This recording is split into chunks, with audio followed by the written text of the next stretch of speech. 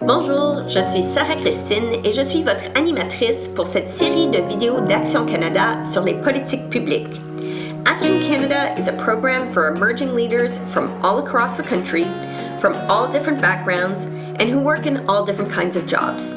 What they have in common is that they care about contributing to this country and doing so through public policy. Dans cette vidéo, nous allons explorer comment les politiques publiques sont élaborées. Tout d'abord, voici un survol des 4 étapes principales. First, a problem is identified. These issues can be broad, like how to address climate change, or more narrow, like how to reduce accidents on a busy road. Sometimes politicians identify these issues during an election campaign. Sometimes these issues are brought forward by people outside of government. Second, there is research and analysis to better understand the problem. This can include talking to experts and also talking to people impacted by the problem.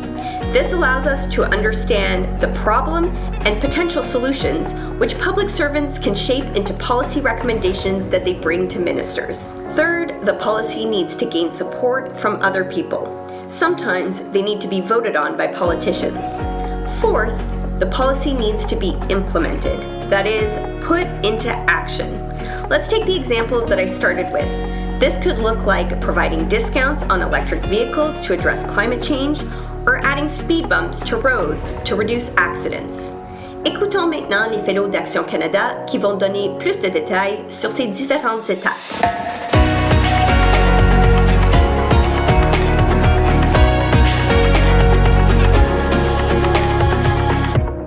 Public policy is about solving problems. So the first step is problem definition. What is it that you're trying to solve? What are the contributing factors to that policy problem? And the more specific you can be in your problem definition, the more targeted that your policy solution can be. So that's number one, is what is the problem? Then I think from there you want to look at what's your policy objective? What are you trying to achieve through a policy intervention? Ça commence avec des conversations parmi des personnes qui sont intéressées par un certain sujet, qui pensent peut-être nous pouvons changer, créer quelque chose. Et ensuite, après ça, c'est de créer une proposition, parler avec des personnes qui sont dans les positions de pouvoir, que ce soit comme des conseillers ou municipaux ou comme des députés fédéraux, pour dire peut-être nous pouvons comme suggérer quelque chose et ensuite voir ce qui va se passer. Il y a 2 étapes importantes. La première, c'est faire de la recherche. Fait que tu ouvres un livre, un article, tu fais tes recherches sur Internet ou dans une bibliothèque et tu lis le plus que tu peux. Tu apprends le plus que tu peux par toi-même.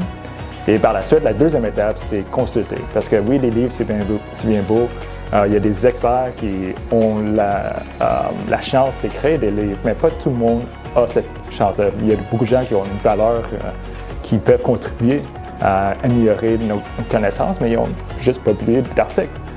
Donc, c'est important d'aller dans les communautés, d'aller explorer et rencontrer des gens en personne pour pouvoir savoir comment leur expérience unique et personnelle peut contribuer à... To really hear from people what they're facing, what their challenges are, to really get a sense of, okay, how can we design a solution or a response to a challenge in a way that makes sense for the people that are living those issues. So with respect to housing, what is it like to live in rental accommodation, or what is it like to live in an encampment? What is it like to maybe be trying to buy a house and not really know how to do that? And by speaking to those people, we can really get a sense of, okay, what the challenges are. And then from there, talking to people who are maybe experts in their fields to really generate sound advice on how to do that. A lot of people that have the problems are also the people that have ideas and have solutions for themselves as well. And so government stakeholders and people in charge can't always connect with every single person in Canada. So it's the job of a lot of policy professionals to bridge this gap. And so they make sure they reach out to people, hear from people, and then also reach out to folks that are in charge of numbers and information, and use that information to come up with a solution that kind of incorporates all types of angles, which is their job, and then they inform government, news organizations, the general public to build a general consensus around what we should do. So you have an idea of what the problem is, you have an idea of what you're trying to achieve, then you're going to look at, okay, what are some options, what are some potential interventions that we could make that could address kind of these issues. So when you look at policy options, you want to make sure you're looking at all the relevant considerations that go with each one. Those could be financial or legal, and really have a sense of the pros and cons of each of those options. Once you've kind of laid out your options, then I think you want to make a decision. Which option are you going to go with, and that really depends on the considerations that you've had to look at. And with government policy, the decision makers are often the politicians, so the prime minister or premier, with support from his cabinet colleagues, his or her cabinet colleagues. So to go back to that other example of speed limits, it might have been a group of folks who wanted to save lives in terms of car accidents, to say, we want to lower the speed limit in a different community. So they come up with that policy concept. Then the stage two is they start to build up support. They maybe talk to political leaders, they talk to civil servants. Then it turns into something more concrete, specific proposals, which then get sort of shopped around. Then it's something that can be codified in legislation, so potentially passed by Parliament, passed by legislatures. It can be something that's included in a budget at a federal, provincial level. Once you've made a decision what policy option you're going to take, then you want to implement the policy. And this is one that can take quite a bit of time.